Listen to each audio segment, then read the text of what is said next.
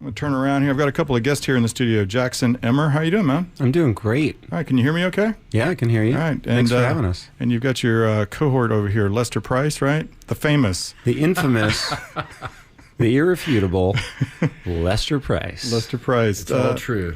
Urban myth. Urban myth. Urban myth. You're an urban myth. Well, we'll get you a hat. All right, how's that? Jackson, you're here. You've got a brand new CD out. It's called Jukebox. That's right. Been in our library, I'm guessing maybe a couple months, ish, something like that. Brand new record to us, right? Yeah. And I see you're kind of doing a little Texas swing here of some open dates, and you played some concerts. Where was it? Yeah, we were all over the rest of Texas, and now we got Houston, Harlingen, and Austin left. Right. So we're at the tail end of the tour, but Texas has been really good to us, and I'm grateful. Oh, nice. You don't have a gig here in San Antonio, though. What happened? I don't know what happened. You guys tell me. I'd love to play here. I played here last year at the Listening Room, Kim's series, and it was great. And I'd love to come back and do another show, but we couldn't string it together this time. Well, welcome to San Antonio. I know you guys were here before. Where are you from now? Like, when I look on the record, it looks like you recorded most of this in either North Carolina, Colorado. But where are you based out of now? Where are you living? Yeah, I live in Carbondale, Colorado. Where's that? Yeah, exactly, middle of nowhere. It's kind of a bedroom community for Aspen, and it's near Glenwood Springs. So it's on the western slope. That didn't tell me anything. So if you go to Denver, do you take a left? You turn left 3 hours. 3 hours. You drive through a bunch of mountains, and then you cut back. Yeah, it's a town of 6,000. It's very charming, and there's not a ton going on. But did you grow up there, or what's the? Yeah, how'd you wind up there? I moved there when I was 15, so it really feels like home, and I've been there kind of on and off since. Oh, nice. And then you wound up recording some of the record in North Carolina. How'd that work out? I lived there for 2 years in Asheville, and so I started working on the record while I was out there, and then moved just before I finished it. Oh, very nice. Put it out, yeah. So I got to ask you, before we play, we're going to play a couple tunes here. So on the CD and on your website, on the CD, there's 2 pictures of dogs, right? Yeah. There's a dog on the back that doesn't look like the dog in the middle, but maybe it is, right? It's the same dog. I'm just not that good at drawing yet. Hence the visual art. There's the visual artist part, right? It's my dog Willoughby. Yeah. So yeah, she's in the. I call it the tour bus, but it's a van. All right. Well, I think anybody puts a record out and they put a dog on the cover it's all right. It's good. Thank you. Willoughby's the lawyer. We'll play more. Yeah, we'll probably play more dog CDs, right? When there's a dog on the CD, we're like, yeah, that looks good. We'll play it. Yeah, you got to wonder when somebody really doesn't like dogs. Like, I'm skeptical of that. There's something wrong with them. There's just something wrong, and I'll just say it out loud. So. All right. Well, why don't we play a song? We'll come back and chat a little bit here. So, what are you going to play right here for us? We'll play the title track off the record Jukebox. It is called Jukebox. Very good.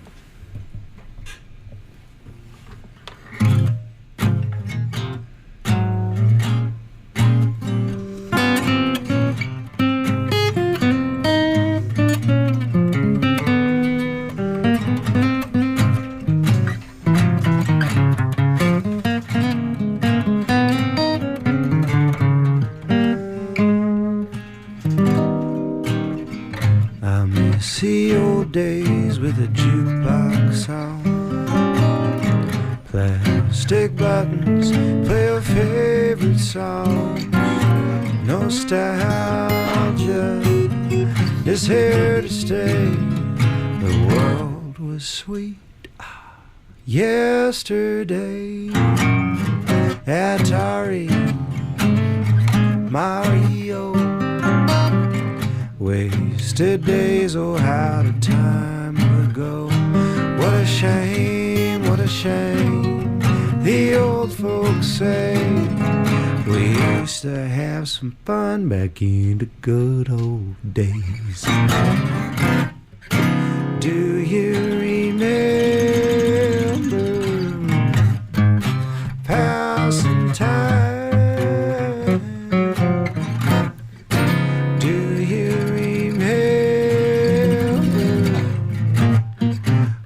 What you could get for a dime. Now how many moons have come around since first I heard that juke sound? what changed the world was sparked by the juke, giving records a twirl. Lester Price.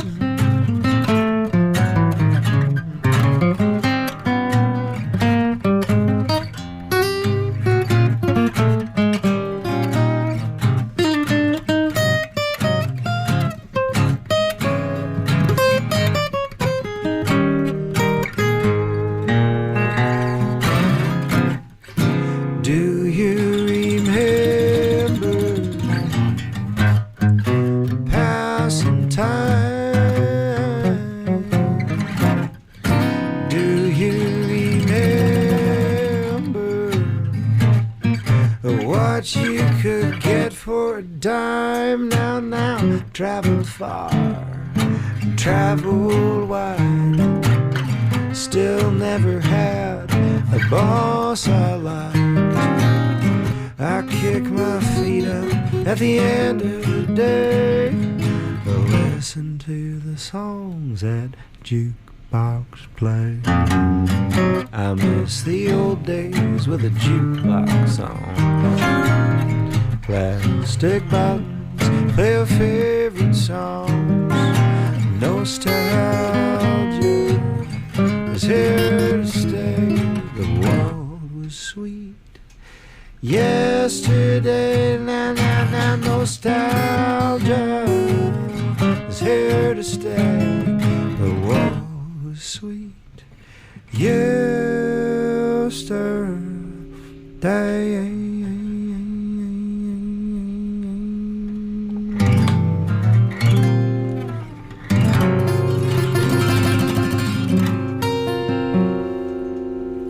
Very nice. Very nice. Thank you. Thanks so much. Jackson Emmer here in studio promoting his brand new recording, Jukebox. Jukebox. I should have been able to remember that one, right? Just all I had to do was remember that. That was a difficult one. So how's it going, man? You guys liking the record? You put out a couple other records. Yeah, I put out one called Last Known Photograph of Jackson Emmer, which was a more indie sound. This one is more acoustic, more country. I was reading that you somewhere, I don't know, I was grabbing snippets of interviews and whatnot, because I've never met you before. Yeah. And you said you took a little more time with it. It made it sound like you took a little more time in editing on this one than you may have in the past. Is that true? Is that even true? Yeah, it was a hugely educational experience. And part of that was, like, I got to spend time with a lot more musicians in Asheville who just take their craft really seriously, and people out in Nashville, Tennessee, too. I'd been in Colorado and Vermont for most of the time. Those are nice places to be isolated, but there's a lot to be learned when you're up against or up with other players who take themselves seriously. So I feel like I kind of took in a lot and learned a lot from others and just was able to spend time kind of distilling it. It feels worth it. I mean, I'm proud of that record. You should be. It's a really nice record, and honestly, well, I got one of my cohorts over here. A lot of times you wind up with a CD here as a DJ, and you wind up with, well, okay, there's a track. You don't wind up actually sitting down and spending an hour or so with a record. And this is a really nice record. It's got a really nice sound to it. I noticed you've got, it's all original, and you got some co-writes on there. Yeah, that's really kind of you to say, too. That means a lot to me. Yeah, how'd you wind up with the co-writes? I noticed John Lilly's on here. Yeah, you know John? Yeah, I don't know him personally, but we carry a bunch of his stuff. So yeah, he's amazing. God, he's amazing. So I met him at a Folk Alliance kind of conference thing. They've got these folk music conferences for those folks listening who don't know about that. It's really funny and weird. All these folk musicians get together, don't sleep, and they meet up with different people in the folk music industry. That's I'm in air quotes. Right. And so I met John at one of those, and I just immediately loved his music and respect him a lot. And so I kind of wanted to learn from him, and I called him up and was like, hey man, will you teach me how to write songs? Like, I'll come to you. And he just had me up to the house for a few days, and so we wrote 3 songs in 3 days our first time, and then we got together and did it another time. So yeah, we're still in touch, and again, tremendous learning experience. He's amazing. Oh, very cool. I noticed on the liner here you use Kickstarter. Now, a lot of people are doing that. right? Yeah. And it's got to be, I mean, a lot of people do that because, well, you know, as you're aware of the music business, not everybody has a jet plane. Yeah. Right? I don't know how you guys got here.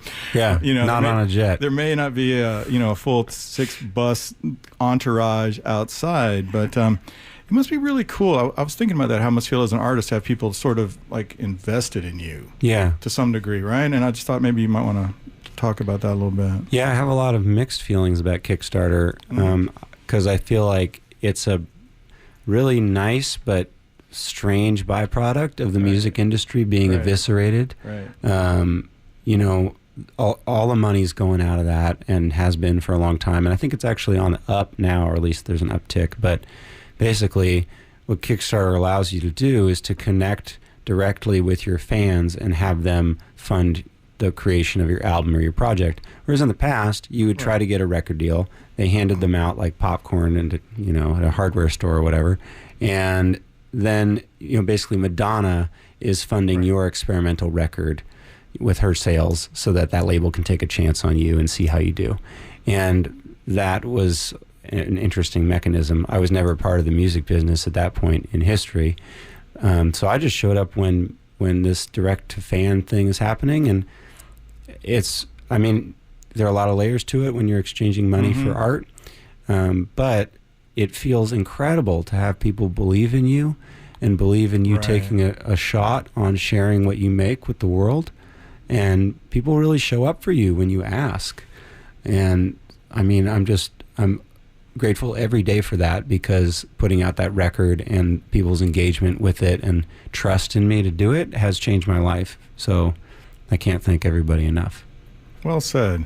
Well said. Jackson Emmer's got a brand new CD out called Jukebox, and we're also going to thank Madonna for all these records we've gotten over the years. Yeah, you can thank Madonna for I don't know who, but probably lots of David Lindley, Buddy Guy, and Warren Zevon or something. You know, I read on here, and they quoted you. They said you used to not care about how many people listen to you, but now you do. Sure. What changed? Was that even a true statement? Because, you know, I read it on the internet. Yeah, we all know there's a lot of fake stuff. I said that in an interview once, and I don't know. I think at some point I was just making music completely for me, totally for me. I just made it at home. Played it for friends at parties or whatever, and that was really cool. But when I started making music for me and for other people more intentionally, I feel like there's a greater like circulation of energy or love or attention or inspiration that's kind of in the air. So now I do care, because like being a part of that circulation feels so good.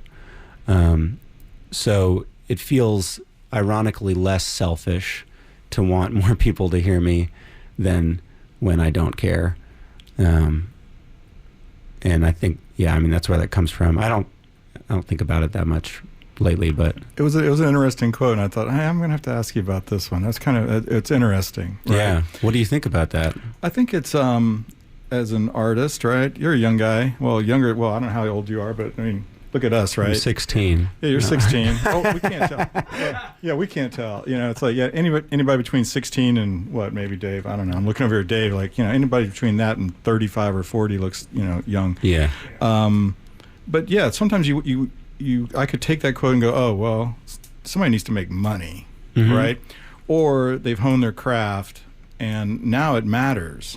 Right, like you want, like, obviously, right? You spent time at this, right? You didn't just go out and put out a record just to play for your 6,000 citizens of the middle of nowhere, Colorado, Carbondale. Is that right? Yeah, Carbondale, right? Yeah, something like that, right? Yeah. So you put some effort into that, and it's nice to want people to hear what you've done. Why wouldn't you? Yeah. Right. Yeah. So. Well, I taught music. I started teaching music before I really was performing all the time, and I really liked doing that, but I remembered as a kid I was most inspired to strive as a musician when I saw other musicians that I really was, you know, savoring.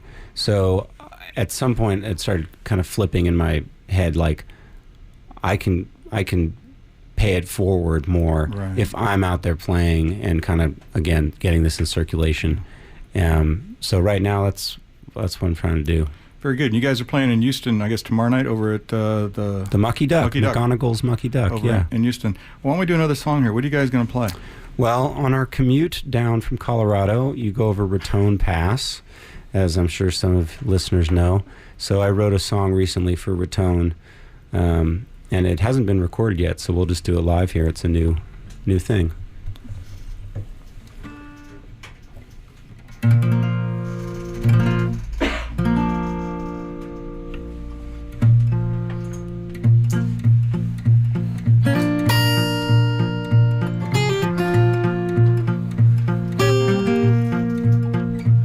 There's a town in Colfax County I have come to love.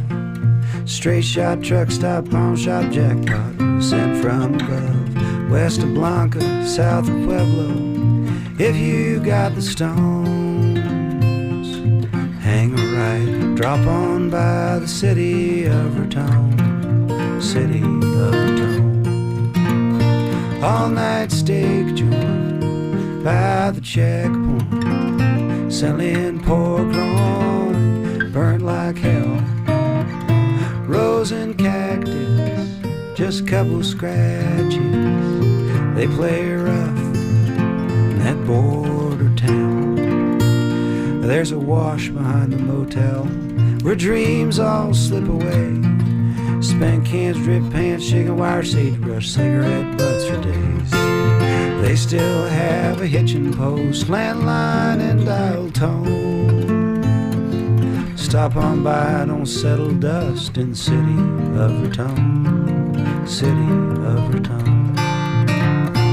All night steak joint by the checkpoint, selling pork loin, burnt like hell. Rose and cactus, just a couple scratches. They play rough in that border town, Lester.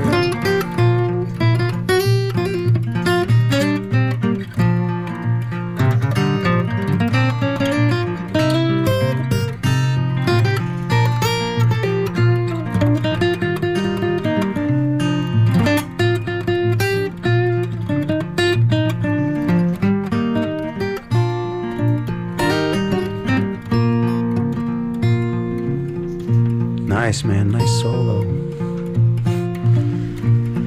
I made it out alive again. Can't wait to get back. See my peachadelia at the hot green chili shack. She's something in the kitchen. Meat falls off the bone. The Wild West alive and well in the city of Raton, city of Raton. All night steak joint by the checkpoint, selling pork loin, burnt like hell. Rose and cactus, just a couple scratches. They play rough in that border town. On the road again, here we go again, in Raton, that border town.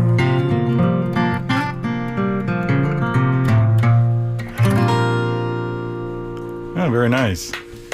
Thank you. Jackson Emmer. Hot off the press. Jackson Emmer again here in studio promoting his brand new CD titled Jukebox.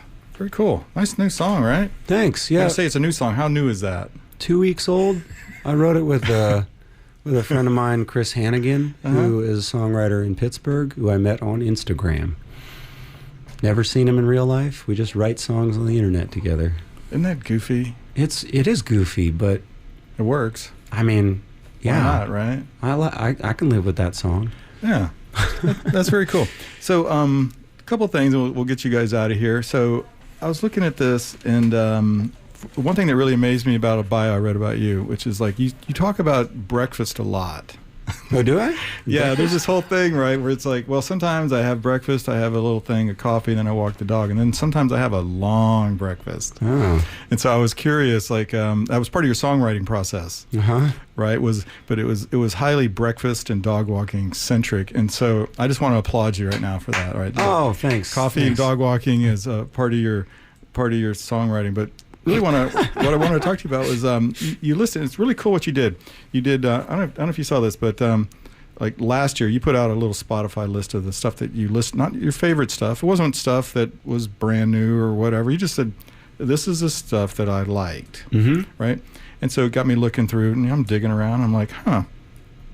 And Chuck Berry got specific mention from you, right? Now, I've listened to this record a couple times, right? I don't really hear a lot of Chuck Berry, but there is Chuck Berry somewhere there for you in your mind. So I just wanted you to maybe comment on that. Yeah, on where does Chuck Berry fit in? Yeah, I mean, it's easy. The Dan Reeder and, songwriters. There's a lot of songwriters we can go down the list here, people that might have influenced us, a singer-songwriter such as yourself. Then I'm like, Chuck Berry. And then you made special mention about Chuck Berry. Right. And I was like, that's interesting to me. Well, I would say Chuck Berry was one of the people who stands out as being very lyrically driven from the outset. Like, all of his songs paint an incredible picture. And, he's known for being a shredding guitar player and, the original king of rock and roll. But, like, anybody could play those songs, and they would be cool songs. And that's because he built them well. And I respect that tremendously. I would love to be able to pull that off. Right now I'm singing songs and it's me and it's my voice, but I hope I build them well enough, or I can learn to build them well enough that they'll carry over to other people. I just would drive around listening to him being like, man, he had it 60 years ago. The thing that I would I would love to, just get adjacent to or chase after. He's inspiring. Well, that's very cool, very cool. And then I want to commend you. There's a song on this CD. What's it called? My Love for You, Texas. Oh, right.